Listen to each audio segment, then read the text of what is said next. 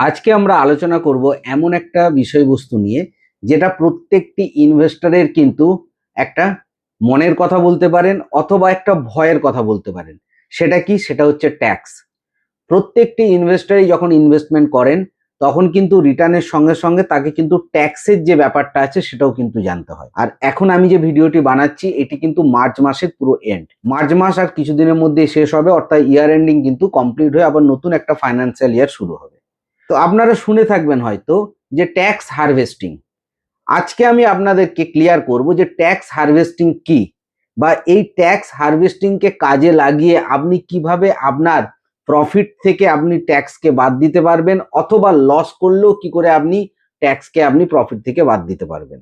আমি Biswajit, AMFI certified MFD, আর আপনারা দেখছেন finsolution.com। এই চ্যানেলের মাধ্যমে পার্সোনাল ফাইন্যান্সের যে টপিকগুলো আছে সেই জটিল বিষয়বস্তুগুলিকে সহজ সরলভাবে আপনাদের কাছে পরিবেশন করি।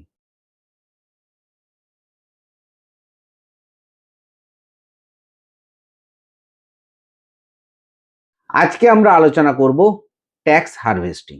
দেখুন, ট্যাক্স হারভেস্টিং দু প্রকার হয়। একটা হয় লস্ট হারভেস্টিং আর একটা হয় প্রফিট হারভেস্টিং। আচ্ছা, তার আগে এটা বলার আগে আপনাদেরকে আমি মিউচুয়াল ফান্ডের যে ট্যাক্স কি কি প্রকারের হয় সেটা একটু আপনাদের বলে দিই, তাহলে কিন্তু আপনারা এটা বুঝতে সুবিধা হবে। নর্মালি দেখুন, মিউচুয়াল ফান্ডে আপনারা জানেন দু ধরনের স্কিম হয়। একটা হয় ইকুইটি ওরিয়েন্টেড স্কিম, আর একটা হয় ডেট স্কিম। যখন আপনার কোনো প্রকার স্কিমে 65%-এর উপরে ইকুইটি থাকবে এবং ডেট থাকবে বাকি অংশে, সেটাকে কিন্তু আপনারা ইকুইটি স্কিম হিসাবে ধরবেন। আর যে ফান্ডে ইকুইটির পোর্শন 65%-এর নিচে থাকবে সেই ফান্ডগুলোকে আপনারা ডেট হিসাবে ধরবেন। অর্থাৎ সেই ফান্ডগুলো আপনার প্রফিটের ক্ষেত্রে বা আপনি যখন ট্যাক্স ক্যালকুলেশন করবেন তখন সেগুলো ডেট ক্যাটাগরির মধ্যে পড়বে, আর 65%-এর উপরে থাকলে সেটা ইকুইটি ক্যাটাগরির মধ্যে পড়বে। এবারে আসুন আমরা জেনে নিই যে কি কি ট্যাক্স এখানে আসতে পারে। দেখুন, মিউচুয়াল ফান্ডের ক্ষেত্রে বা স্টক মার্কেটের ক্ষেত্রে আপনাদের দু ধরনের ট্যাক্স হয়। একটা হচ্ছে শর্ট টার্ম ক্যাপিটাল গেন, আর একটা হয় লং টার্ম ক্যাপিটাল গেন। এবং এই শর্ট টার্ম ক্যাপিটাল গেন আর লং টার্ম ক্যাপিটাল গেন, এই যে দুটো ট্যাক্স, এটা কিন্তু ইকুইটির ক্ষেত্রে একরকম আর ডেড ইনভেস্টমেন্টের ক্ষেত্রে আরেক রকম। তো সবার প্রথমে আমরা ইকুইটির যে ট্যাক্স ক্যালকুলেশন আছে বা যে ট্যাক্সের নিয়ম আছে সেটা আপনাদেরকে বলি। দেখুন, শর্ট টার্ম ক্যাপিটাল গেন কথার অর্থ হলো যে কোনো মিউচুয়াল ফান্ডে বা কোনো প্রকার স্টকে যদি আপনি ইনভেস্টমেন্ট করেন, ইনভেস্টমেন্ট করার পর আপনি যখন সেখানে সেই স্টকটি বা মিউচুয়াল ফান্ডটি বিক্রি করবেন, এবং সেই বিক্রি করার যে টাইমটা সেটা যদি ইনভেস্টমেন্ট টাইমের 1 বছরের মধ্যে হয় তখন সেটা আপনার শর্ট টার্ম ক্যাপিটাল গেনের মধ্যে পড়বে। এবং এক্ষেত্রে যে প্রফিটটা আপনি করবেন সেই প্রফিটের উপর আপনাকে 20% কিন্তু ট্যাক্স আপনাকে দিতে হবে। আপনি যে ট্যাক্স ব্র্যাকেটেই থাকুন না কেন, ফিক্সড 20% আপনাকে কিন্তু দিতে হবে ক্যাপিটাল গেন ট্যাক্স, যেটা আমি বলছি ইকুইটির ক্ষেত্রে। একইভাবে যদি আপনি ডেট ফান্ডের দিকে যান, তো ডেট ফান্ডে কিন্তু short term capital gain tax যেটা আছে সেটা কিন্তু 1 বছরের জায়গায় 2 বছর।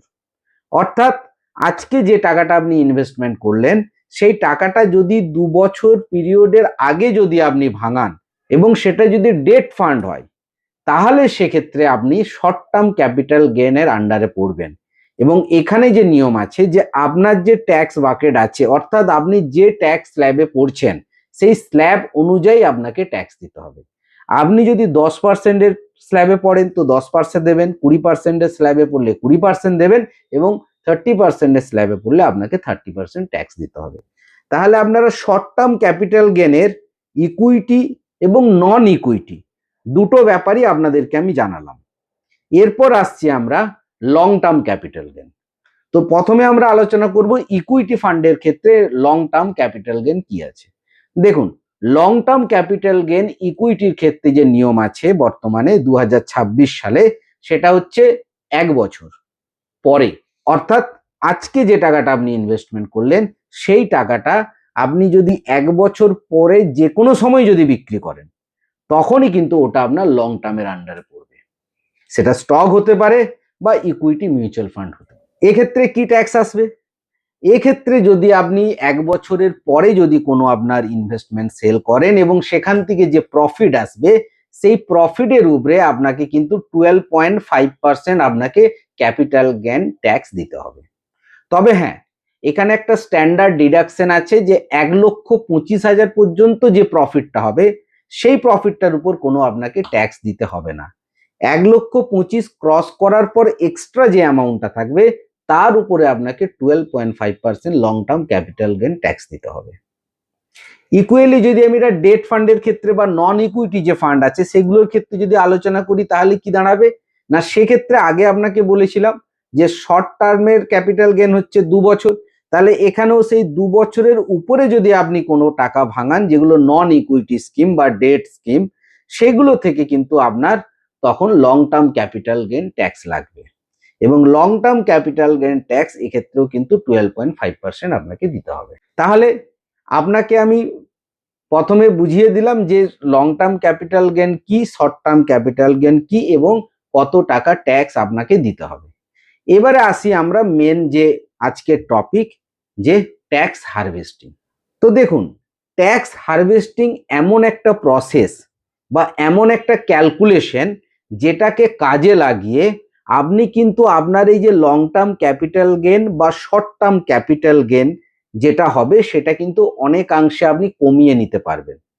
এটা এক্সাম্পল দিয়ে বোঝালে আরো বেটার হবে। চলুন আপনাকে একটা এক্সাম্পল দিয়ে বলি। সাপোজ আপনি একটা টাকা 1 লক্ষ টাকা আপনি কোনো ইকুইটি মিউচুয়াল ফান্ডে ইনভেস্টমেন্ট করে, এরপর ধরুন সেই টাকাটা আপনার বর্তমানে এই যে ধরুন ওয়ার সিচুয়েশন চলছে, যুদ্ধকালীন যে একটা টেনশন কাজ করছে, মার্কেট পড়ছে উঠছে, এই অবস্থাতে হয়তো 1 লাখ টাকার ভ্যালুটা আজকে কমে দাঁড়িয়েছে 80,000 টাকা। 1 বছরও হয়তো হয়নি, কিন্তু এই মার্চ মাসেই আপনার ফাইন্যান্সিয়াল ইয়ার শেষ হয়ে যাচ্ছে। এক্ষেত্রে কি হচ্ছে, আপনি কি দেখলেন যে আপনার কিন্তু 1 লক্ষ টাকার ভ্যালুটা কমে হয়ে গেছে 80,000 টাকা। এখন আপনি যদি এই সময় যদি ওই মিউচুয়াল ফান্ডটা বিক্রি করে দেন তাহলে কি হবে, আপনার 20,000 টাকা আপনার কিন্তু লস বুক হবে যদি এই মার্চের মধ্যে করেন। এবারে প্রশ্ন আসছে যে আপনি কেন করবেন। দেখুন, আপনি যদি এই সময় যেহেতু মার্কেট ডাউন আছে, আপনি যদি এই সময় ওই 1 লক্ষ টাকা যার ভ্যালু 80,000 টাকা সেটা যদি এখন সেল করে দেন তাহলে কিন্তু আপনি 20,000 টাকা লস বুক করলেন এবং সেল করে আপনি কি করলেন, পরের দিনই আপনি ওটাকে আবার পারচেস করে নিলেন বা 2-1 দিনের মধ্যেই পারচেস করে নিলেন।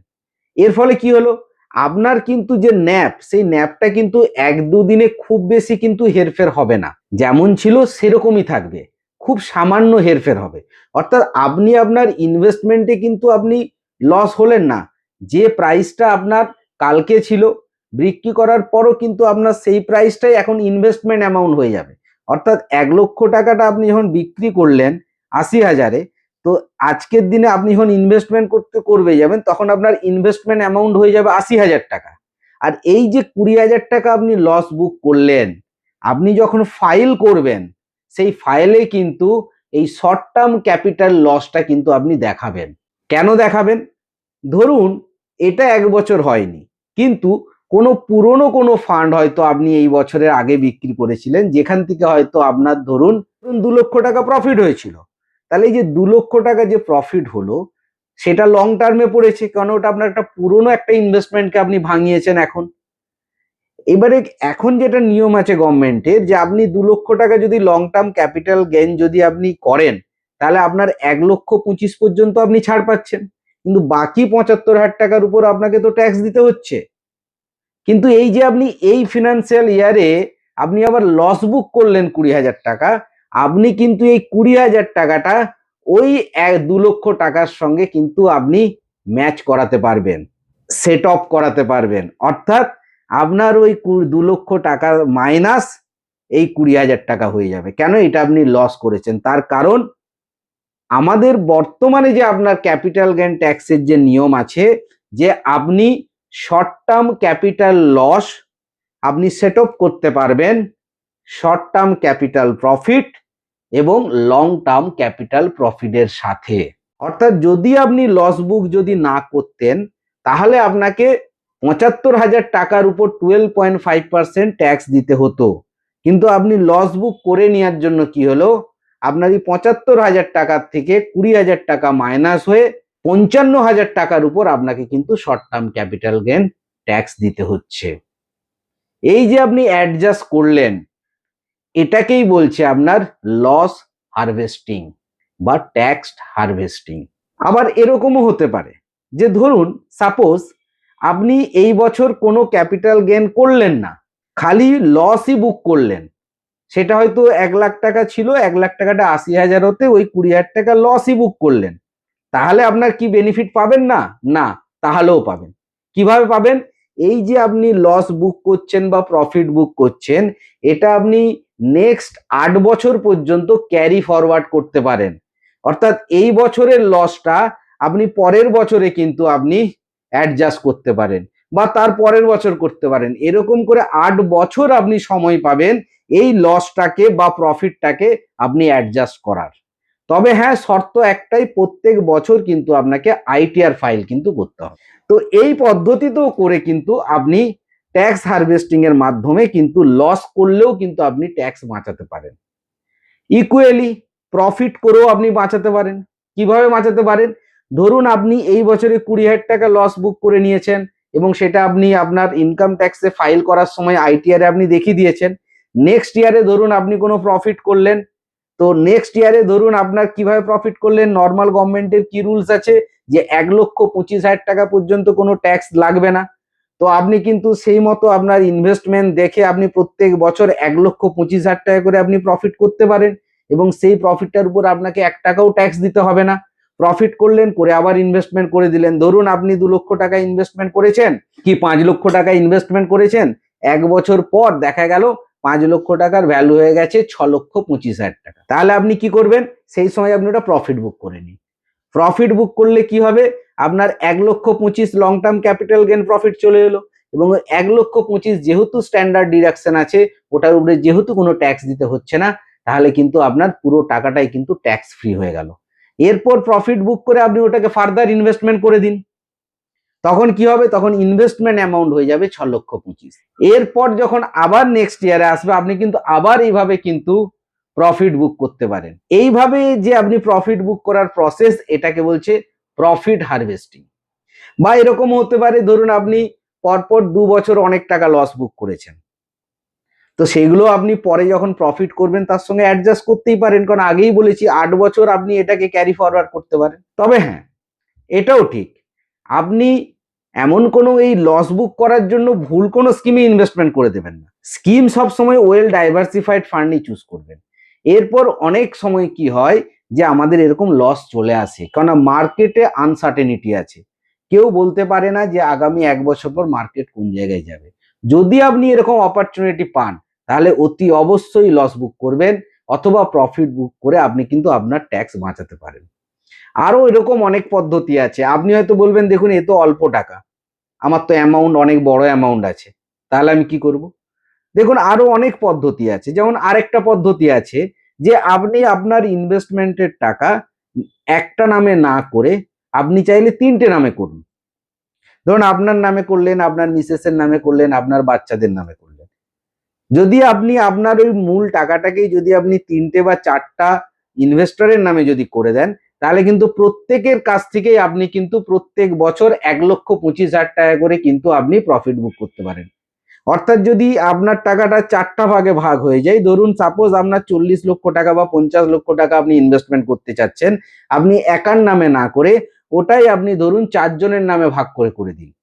এর ফলে কি হবে, আপনি ধরুন প্রত্যেক বছর যে ওটা থেকে যে আপনি টাকাটা তুলছেন, প্রফিট করছেন, আপনার একার নামে করলে আপনি ১,২৫,০০০ কিন্তু আপনি পেতেন। যেহেতু ৪ জনের নামে হয়ে যাচ্ছে, আপনি ১,২৫,০০০ ইন্টু 4 অর্থাৎ টোটাল আপনি ৫,০০,০০০ টাকার কিন্তু ট্যাক্স বেনিফিট পেয়ে যাচ্ছেন। অনেক সময় কি হয়, অনেক ইনভেস্টর আসেন তারা এসডব্লিউপি করতে চায় এবং এক্ষেত্রে কি হয়, একটা বড় অ্যামাউন্টে ইনভেস্টমেন্ট করা হয়, সেটা ৩০ লাখ হতে পারে, ৪০ লাখ হতে পারে, ১ কোটি হতে পারে। কারণ এটার থেকে কি করেন, উনি মাসে মাসে কিন্তু এসডব্লিউপির থ্রুতে উনি একটা টাকা তুলতে থাকেন। আমরা সবসময় সাজেস্ট করি যে এরকম ক্ষেত্রে হলে আপনি কিন্তু নিজের নামে পুরো টাকা রাখবেন না, কারণ নিজের নামে যখন রাখবেন, আর যেহেতু আপনি এসডব্লিউপি থ্রু মাসে মাসে টাকাটা তুলছেন, তো আপনার একটা প্রফিট আসছে। ও টাকাটাই যদি আপনি 4টা ভাগে ভাগ করেন, ধরুন আপনি 40 লাখ টাকা ইনভেস্টমেন্ট করতে যাচ্ছেন এবং সেখান থেকে আপনি এসডব্লিউপি নিতে যাচ্ছেন, সেটা 6% হতে পারে, 7% হতে পারে, 8% হতে পারে, আপনার প্রয়োজন অনুপাতে। ওই টাকাটাই আপনি কি করবেন, 4 জনের নামে ভাগ করে দিন, 10 লাখ, 10 লাখ, 10 লাখ, 10 লাখ। এর ফলে কি হবে, ওই 10 লাখ টাকা থেকে ধরুন আপনি 40 লক্ষ টাকা ইনভেস্টমেন্ট করে আপনি চিন্তা করেছেন যে ওখান থেকে মাসে আপনি 30,000 টাকা করে তুলবেন কি 40,000 টাকা করে তুলবেন, যে কোনো অ্যামাউন্ট, এটা জাস্ট আমি এক্সাম্পলের জন্য বলছি, সেটা আপনি চুজ করবেন কত অ্যামাউন্ট। তো ওটাই যদি আপনি 4 জনে ভাগ ভাগ করে দেন, তাহলে 4 ধরে 40,000 টাকা করে যদি আপনি নিতে চান মাসে, তাহলে প্রত্যেকের কাছ থেকে 10,000 টাকা করে তুলুন। এর ফলে কি হবে, বছরের শেষে দেখা যাবে আপনি এসডব্লিউপি নেওয়ার পরেও ধরুন 40,000 টাকা করে যদি বছরে তুলেন, তাহলে 4,80,000 টাকা আপনি তুলছেন। এই 4,80,000 টাকা তুললেও, আর সবচেয়ে বড় কথা, এই 4,80,000 মধ্যে পুরোটা তো প্রফিট নয়। তার কারণ যখনই আপনি কোনো রিডেমশন করবেন বা এসডব্লিউর মাধ্যমে টাকা তুলবেন, সেখানে আপনার প্রিন্সিপালও থাকে প্লাস প্রফিটও থাকে। কেননা মিউচুয়াল ফান্ডের ক্ষেত্রে কি হয়, ইউনিট সেল করে আপনাকে অ্যামাউন্ট দেওয়া হয়। তাহলে ইউনিট যখন সেল হবে, তো আপনি যে পারচেস যখন করেছিলেন তখনকার যা আপনার ন্যাপ ছিল, যখন আপনি সেল করছেন সেই ইউনিটগুলোর ন্যাপ তো আপনার একই থাকবে না, ন্যাপ তো আপনার বাড়বে। তাহলে যে ন্যাপটা বাড়লো, যতটা বাড়লো সেইটুকু হচ্ছে আপনার প্রফিট, বাকি কিন্তু আপনার প্রিন্সিপাল। অর্থাৎ আপনি এসডব্লিউপি তে 40,000 টাকা তুলছেন মানে এই পুরো 40,000 টাকাটা কিন্তু আপনার প্রফিট নয়, হয়তো 20,000 টাকা প্রফিট আর 20,000 টাকা আপনার হচ্ছে প্রিন্সিপাল। তাহলে সেক্ষেত্রে কি হচ্ছিল, যদি সেরকমই হয় তাহলে 40,000 টাকা তুলছেন মানে 20,000 টাকা আপনি তুলছেন, যেটা আপনার প্রফিট। এবারে 12 ইন্টু যদি 20 করি তাহলে 2,40,000 হচ্ছে। যদি আপনার একার নামে হয় তাহলে 2,40,000 যদি আপনি প্রফিট বুক করেন, তাহলে অ্যাজ পার যা এখন রুলস আছে লং টার্ম ক্যাপিটাল গেনে, আপনার 1,25,000 বাদ যাবে, বাকি টাকাটা কিন্তু আপনার ট্যাক্সেবল হয়ে যাবে। কিন্তু যদি ওটাকেই আপনি ভেঙে 2-3 জনের নামে করে দেন, তখন কিন্তু যে 2,40,000-এর জায়গায় ধরুন আপনি যদি দুটো নামে করে দেন, তাহলে 1,20,000 করে হলো, আর 1,25,000 পর্যন্ত আপনার ট্যাক্স ছাড় আছে। তো সেক্ষেত্রে কিন্তু আপনাকে কোনো প্রকার long term capital gain tax দিতে হবে না। তো এই মার্চ মাসটাই হচ্ছে একটা ভালো সময়, যখন কিন্তু আপনি এই ট্যাক্স হারভেস্টিং এর মাধ্যমে আপনি আপনার শর্ট টার্ম ক্যাপিটাল গেইন বলুন বা লং টার্ম ক্যাপিটাল গেইন বলুন, সেই ট্যাক্সটাকে আপনি অনেকাংশে কিন্তু আপনি বাঁচিয়ে নিতে পারেন। এখানে আমি আরো একটা কথা বলে দিই, যেটা সাধারণত অনেক মানুষ ভুল করে থাকেন, এটা একটু মাইন্ডে রাখবেন। আমি ওভারঅল একটা পয়েন্টগুলো আপনাদেরকে একবারে সিম্পল ভাবে বলে দিচ্ছি, রিপিট করছি আরেকবার। সেটা কি, শর্ট টার্ম ক্যাপিটাল গেইন ইকুইটির ক্ষেত্রে 1 বছরের মধ্যে যদি আপনি বুক করেন, লং টার্ম ক্যাপিটাল গেইন ইকুইটির ক্ষেত্রে 1 বছরের পরে যদি আপনি প্রফিট বুক করেন, শর্ট টার্ম ক্যাপিটাল গেইন ইকুইটির ক্ষেত্রে 20% tax, long term capital gain ইকুইটির ক্ষেত্রে 1,25,000 পর্যন্ত ছাড়, তার উপরে 12.5%।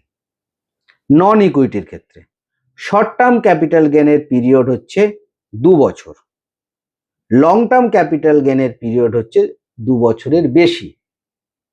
শর্ট টার্ম ক্যাপিটাল গেইন নন ইকুইটির ক্ষেত্রে আপনি যে ট্যাক্স স্ল্যাবে আছেন সেই স্ল্যাব অনুযায়ী আপনাকে দিতে হবে, কোনো প্রকার ছাড় নেই। লং টার্ম ক্যাপিটাল গেইন নন ইকুইটির ক্ষেত্রে নর্মাল যে আপনার ট্যাক্স আছে 12.5% ইকুইটির মতো, সেটা আপনাকে দিতে হবে। যদি আপনারা কোনো ক্যাপিটাল গেইন বা ক্যাপিটাল লস বুক করেন, সেক্ষেত্রে যে লসটা আপনি বুক করলেন সেটা আপনাকে আইটিআর ফাইলে কিন্তু শো করতে হবে। সেটা যে ভুল করেও হয়তো ভাববেন যে না শো করব না, না, সেটাকে শো করবেন। কেন শো করবেন, এই বছরের যে ক্যাপিটাল লস হলো সেটা কিন্তু আপনি আগামী 8 বছরে অ্যাডজাস্ট করতে পারবেন।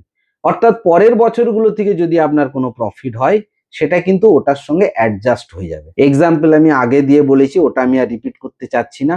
বা ধরুন একটা বছরেই কিছু স্কিম আপনি বুক করলেন প্রফিট, কিছু স্কিমে আপনি লস বুক করলেন, সবগুলোই কিন্তু অ্যাডজাস্ট হবে। অর্থাৎ এগুলো আইটিআর ফাইলে কিন্তু আপনি শো করবেন। 8 বছর পর্যন্ত ক্যারি ফরওয়ার্ড হয়। প্রত্যেক বছর মার্চ মাসে আপনি একটু ক্যালকুলেশন করে নেবেন যে আপনার কত টাকা প্রফিট আছে। যদি পারেন 1,25,000-এর মধ্যে প্রফিট বুক করুন, করে আপনি কিন্তু আবার ইনভেস্টমেন্ট করবেন। আমি ইনভেস্টমেন্ট থেকে আপনাকে সরতে বলছি না, আমি খালি বলছি প্রত্যেক বছর আপনি প্রফিট বুক করুন। কেন করবেন? যদি প্রত্যেক বছর আপনি প্রফিট বুক করেন তাহলে প্রত্যেক বছর কিন্তু 1,25,000 টাকা করে কিন্তু আপনি আপনার ট্যাক্স কিন্তু বাঁচিয়ে নিতে পারবেন। বুক করুন, আবার ইনভেস্টমেন্ট করে দিন। লসের ক্ষেত্রেও বলবো, যদি লস থাকে লস বুক করুন, আবার ইনভেস্টমেন্ট করে দিন। এর ফলে কি হবে, এই পদ্ধতির মাধ্যমে আপনি মিউচুয়াল ফান্ডের মার্কেটেও থাকলেন, অথচ আপনি প্রত্যেক বছর কিন্তু আপনি অনেকটা ট্যাক্স কিন্তু আপনি বাঁচিয়ে নিতে পারবেন।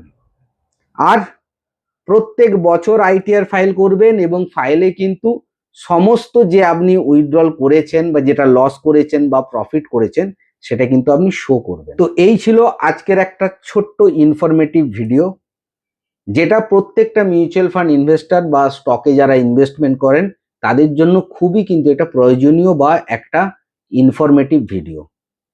ভিডিওটি ভালো লাগলে অতি অবশ্যই লাইক করবেন এবং আপনি আপনার পরিচিত বা আত্মীয়দের মধ্যেও ভিডিওটি শেয়ার করে দিবেন, যাতে এই সুযোগ তারাও নিতে পারেন। আর চ্যানেলে যদি সাবস্ক্রাইব না করে থাকেন তাহলে অতি অবশ্যই চ্যানেলটি সাবস্ক্রাইব করে দেবেন আর বেল আইকনটি ক্লিক করে দেবেন। এর ফলে যখনই নতুন কোনো আমি ভিডিও দেব তার ফার্স্ট নোটিফিকেশন কিন্তু আপনারা পেয়ে যাবেন।